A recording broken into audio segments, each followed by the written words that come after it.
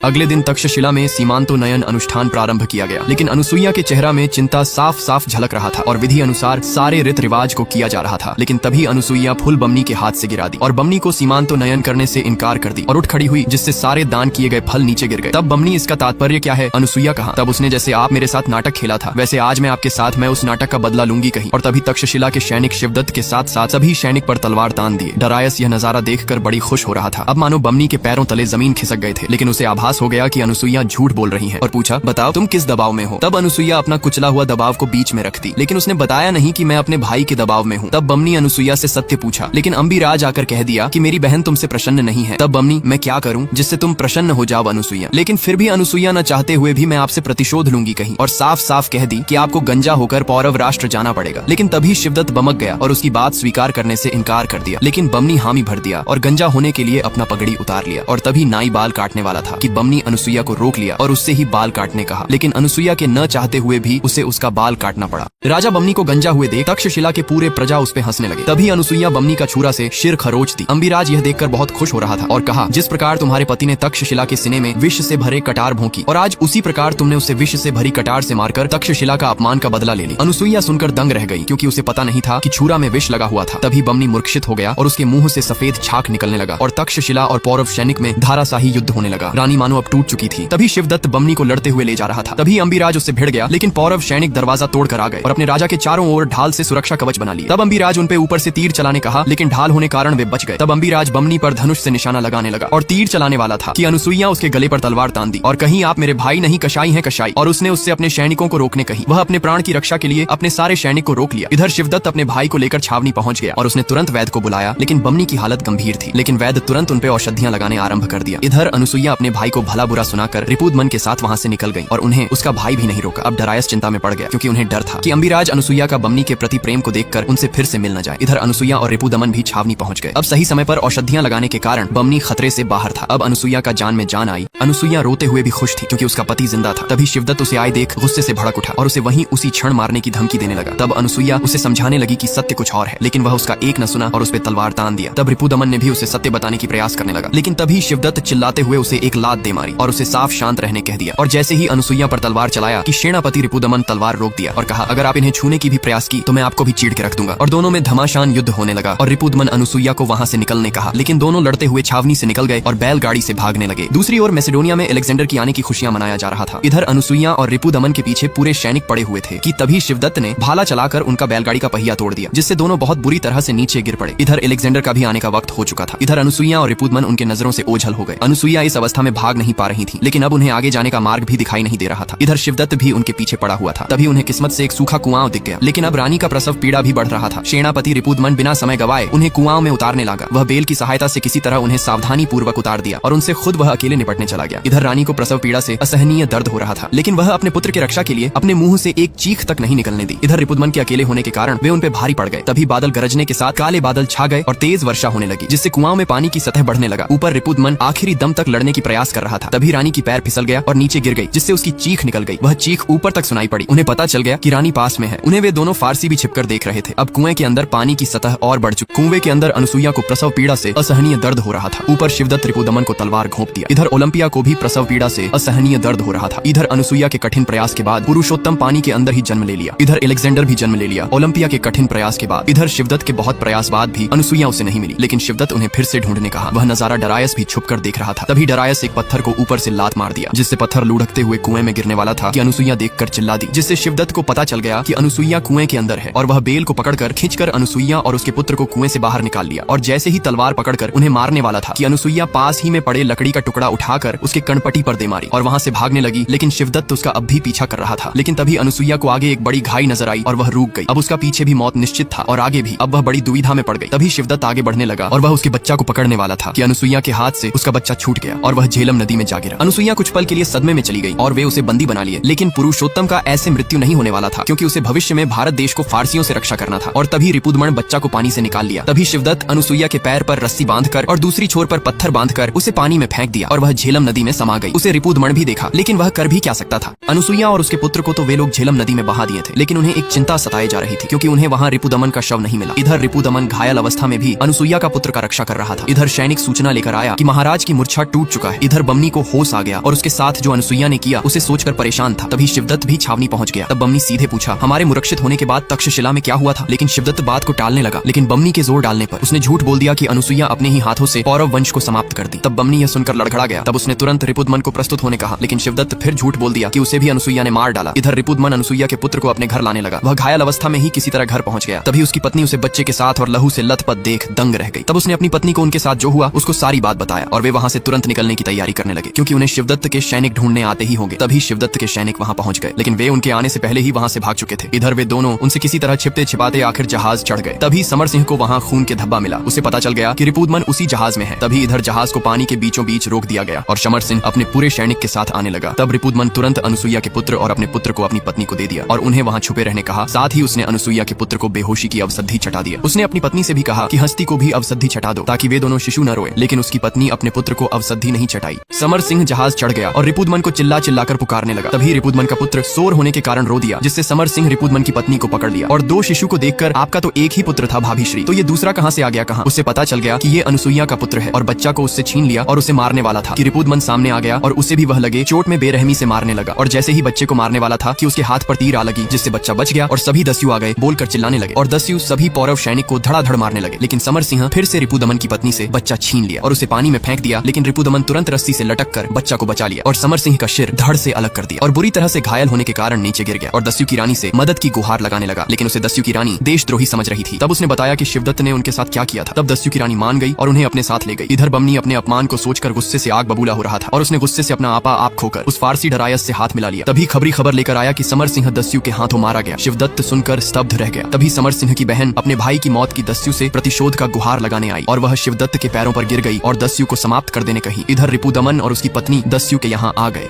दस्यु आज बेहद खुश थे क्योंकि आज उन्होंने बड़ी मात्रा में सोने जौहरात लूटे थे, लेकिन वहीं दूसरी ओर रिपुदमन की पत्नी बिल्कुल खुश नहीं थी, क्योंकि पुरुषोत्तम के कारण उन्हें अपने राज्य को छोड़कर दस्यु के यहाँ रहना पड़ रहा था, क्योंकि उसे डर था कि उसका पुत्र का भविष्य खराब न हो जाए। तब रिपुदमन ने अपनी पत्नी को हस्ती का उज्जवल भविष्य का वचन दिया। तब उसकी पत्नी मान गई, लेकिन वह चाहकर भी पुरु को अपने पुत्र के जैसा ममता नहीं दे सकती थी। इधर पौरव राष्ट्र में अब भारतीय सामग्री के जगह अब फारसी वस्तुएं अपना जगह बना रहे थे और अब भारत की संपत्ति झेलम नदी से होकर धीरे धीरे फारस की ओर जा रहा था। इधर शिवदत्त को डर था कि कोई और अनुसुईया बमनी की विचारधारा न बदल दे, इसलिए शिवदत्त अपने विश्वास पात्र समर सिंह की बहन कदिका की विवाह राजा बमनी से करवा दिया। इधर ओलंपिया अलेक्जेंडर को भारत जीतने का मंसूबा उसके दिलो दिमाग में भर रही थी। इधर पुरु और हस्ती भी अब बड़े हो चुके थे। आज वे एक जहाज को लुटने वाले थे। वे सभी जल्दी जल्दी जहाज में चढ़ गए, लेकिन तभी सोने जौहरात देखकर हस्ती के मन में लालच जाग उठा और वह सोने की ओर जाने की बात कही, लेकिन उसे पुरु रोकने की कोशिश किया, लेकिन हस्ती उसकी बात न मानकर सोने की ओर चला गया। तभी हस्ती जाल में फंस गया और वे सभी पकड़े गए, लेकिन यह तो उनका प्रशिक्षण था। रिपुदमन उन्हें प्रशिक्षण दे रहा था और अब वे 25 साल के हो चुके थे, लेकिन आज सच में फिर एक बार हस्ती और सुमेर पकड़े गए। तभी पुरु रस्सी से लटक कर आया और बंधे रस्सी से उन्हें मुक्त कर दिया। तभी पुरु अचानक से फारस से वह रत्न छीन लिया और उसे पानी में फेंक दिया और मौका देखकर वे वहां से भागने लगे, लेकिन तभी उसे फारस पुरु कहकर पुकारा। तब वे रुक गए। अनुसुईया अब अपनी याददाश्त खो चुकी थी, वह एक पागल की तरह हो चुकी थी। इधर फारसी राजकुमारी और पुरु एक दूसरे पर तलवार तान दिए। इधर डरायस पुरु को राजा बमनी के खिलाफ भड़काने की साजिश रच रहा था ताकि पुरु बमनी को मार दे, जिससे डरायस आसानी से पौरव राष्ट्र पर फतेह कर सके। इधर राजकुमारी पुरु को द्वंद्व युद्ध की चुनौती दी और कही अगर तुम जीते तो मैं तुम्हारी सारी बात मानूं। फिर क्या था, दोनों में घमासान द्वंद्व युद्ध होने लगा, जिसमें पुरु विजय हुआ। अब जो राजकुमारी पुरु को चोट पहुंचाने आई थी, वह पुरु के शरीर पर जख्म देखकर उसका मन कोमल हो गया और वह उसे उसका जख्म का उपचार करने ले गई। इधर मैसेडोनिया में अलेक्जेंडर और उसकी मां फिलिप को उसकी दूसरी पत्नी से रंग रंगोलियां मनाते देख गुस्से से आग बबूला हो रहे थे। अब इधर शर्त के मुताबिक फारसी राजकुमारी पुरु के जख्म के लिए अपने हाथों से अवसद्धि बना रही है। इधर लाची भी पुरु की सहायता करने पहुंच चुकी थी। इधर पुरु राजकुमारी को अपने हाथों से अवसद्धि लगाने कहा, तब वह इनकार करने लगी, लेकिन उसे शर्त के मुताबिक पुरु के जख्म पर अवसद्धि लगाना ही पड़ेगा। तभी पुरु राजकुमारी को अनुसुईया को ढूंढने की मदद मांगी। तब राजकुमारी अपने जुबान दिए हुए के कारण मान गई। इधर लाची पुरु को ढूंढने में अपनी जी जान लगा रही थी। वे तीनों रुक गए। फिर क्या था, उनकी दे दना दन धुलाई करने लगे। तभी पुरु को पौरव राष्ट्र के कुछ आदमी बंदी बने हुए दिखे। वे पुरु से मदद की गुहार लगा रहे थे। तभी फारूस आ गया और भारत देश के बारे में खरा खोटा बोलने लगा। तब पुरु गुस्से से आग बबूला हो गया और उन्हें बहुत गंदा तरीके से धोने लगा। लेकिन अब जहाज डूबने लगा, लेकिन पुरु उन दासों को अपने सूझबूझ से अंत में बचा लिया। फिर उन दासों को दस्यु लोक ले गया, लेकिन उसके भाई उसे ही दोषी ठहरा रहे थे, क्योंकि पुरु के कारण लूट की माल पानी में डूब गया। तब दस्यु की रानी दंड के तौर पर पुरु को बिना जाल के बिना काटे के उसे केवल अपने हाथों से मछली पकड़ने का दंड दी। इधर फारूस पौरव राष्ट्र खाली हाथ आने लगा। इधर युवराज कनिष्क अपने हाथों से फारसी वस्त्र बना लिया। तब उसकी माँ उसके माथे में तिलक लगाने हाथ बढ़ाई, लेकिन उसे कनिष्क रोक दिया। दरअसल कनिष्क भारतीय संस्कृति को अपुराना समझ रहा था, लेकिन उसकी माँ उसे समझाने की कोशिश की, लेकिन वह उसकी एक न सुना। तभी फारूस आ गया। दरअसल वह कीमती रत्न कनिष्क ने ही फारस भेजा था, लेकिन उसे तो पुरु पानी में फेंक दिया था। अब पुरु को 50 मछलियां पकड़ना है, लेकिन उसका भाई उसका मजाक उड़ा रहा है, क्योंकि उसे लगता है कि पुरु के कारण उसे अपनी माँ से कम प्यार मिलता है। तभी पुरु हस्ती को अपने से मार खाने का नाटक करने कहा और दोनों लड़ने का नाटक करने लगे और उनकी माँ पुरु के ऊपर डंडे बरसाने लगी। लेकिन पुरु ये सब जानबूझकर करता था, क्योंकि उसे प्यार तो नहीं सही, लेकिन उसे अपनी माँ से मार ही खाकर ममता का एहसास हो सके, क्योंकि हस्ती की माँ पुरु की असली माँ न होने के कारण उससे बिल्कुल प्यार नहीं करती थी। इधर युवराज कनिष्क का दर्जी कपड़ा सिल रहा था, लेकिन गलती से सुई कनिष्क के शरीर में चुभ गया, जिससे कनिष्क दर्जी पर भड़क गया और बेचारे दर्जी को क्रूरता पूर्वक मारने लगा। तभी उसका पिता महाराज बमनी आ गया। तब दर्जी ने महाराज को कहा, आपका पुत्र इतना क्रूर है कि यह तो राजा बनने के योग्य ही नहीं है। तब राजा बमनी उसकी ऐसी बात सुनकर भड़क गया और वह भी उसे दंड देने कहा। फिर क्या था, कनिष्क उस वस्त्रकार को बेरहमी से मारने लगा। इधर दस्युराज हस्ती के पिता को उन दासों का हत्या कर देने कहा, लेकिन सज्जन सिंह उन्हें मारने से इनकार करने लगा, लेकिन वे उनका एक न सुने। इधर पुरु बिना जाल और बिना कांटे के केवल अपने हाथों से मछली पकड़ने आ गया, लेकिन उसके हाथ एक भी मछली नहीं आ रही थी। यह देखकर हस्ती और सुमेर पुरु का हंस हंस कर मजाक उड़ाने लगे। तभी लाची पानी से निकली और वह भी पुरु का मजाक उड़ाने लगी, लेकिन लाची मछली के लिए खाना डालकर पुरु का काम और आसान कर दी। और तभी पुरु 100 की स्पीड में मछली पकड़कर ढेर कर दिया। इधर सज्जन सिंह उस दास को जैसे ही मारने वाला था कि वह दास मुड़कर पीछे देख दिया।